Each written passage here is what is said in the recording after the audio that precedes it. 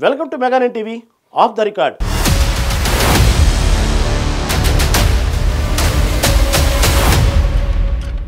YCP అధికారంలో ఉన్న సమయంలో చిన్న పెద్ద తేడా లేకుండా ప్రతిపక్ష పార్టీలపై నేతలపై తన నోటికి ఇష్టం వచ్చినట్లు అవాకులు చవాకులు పేలేవారు.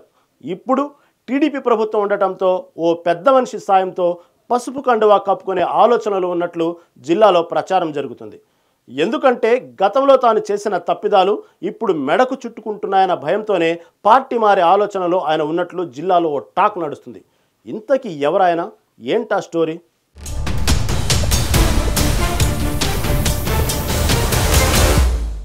2021లో గుంటూరు మేయర్గా అప్పటి సీఎం జగన్ కావటి మనోహర్ నాయుడు పేరు ఖరారు చేశారు.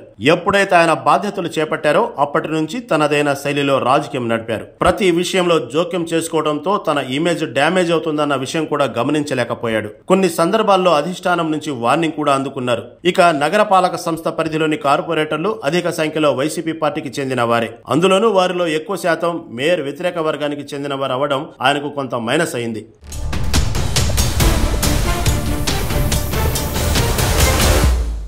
తనకు మేయర్ పదవి రావడంతో కీలకంగా మారిన అంబటి రాంబాబు, లేళ్ల అప్పిరెడ్డిని పదవి వచ్చాక దూరం పెట్టేశారట మనోహర్ నాయుడు. అంతేకాదు నగర పాలక పరిధిలో సమస్యలు గాలికి వదిలేసి కేవలం నూతనంగా కట్టే బిల్డింగుల మీద పడ్డారట.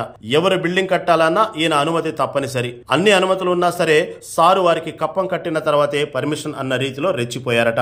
ఇలా 4.5 సంవత్సరాలు చెలరేగిపోయారట మనోహర్ నాయుడు. ఇక నాటి సీఎం జగన్మోహన్ రెడ్డికి దగ్గరయ్యేందుకు ప్రతిపక్ష పార్టీలకు చెందిన వారిపై కేసులు కూడా పెట్టించినట్లు తెలుస్తుంది. కొన్నిసార్లు పోలీసుల సమక్షంలోనే వారిని దుర్భషలాడారట.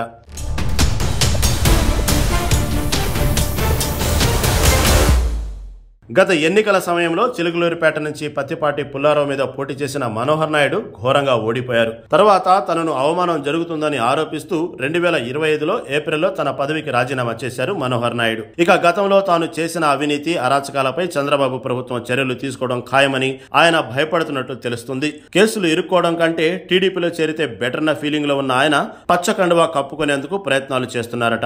ఇందుకోసం గుంటూరు జిల్లాకు చెందిన ఓ మంత్రి ద్వారా టీడీపీలో చేరేందుకు ప్లాన్ చేస్తున్నారు. అయితే గతంలో ఆయన టీడీపీ జనసేన నేతల మీద చేసిన కామెంట్లపై మండిపడుతున్న ఆ పార్టీ నేతలు మనోహర్ నాయుడిని పార్టీలో తీసుకోవద్దని గట్టిగా వాదిస్తున్నట్లు జిల్లాలో ప్రచారం జరుగుతుంది.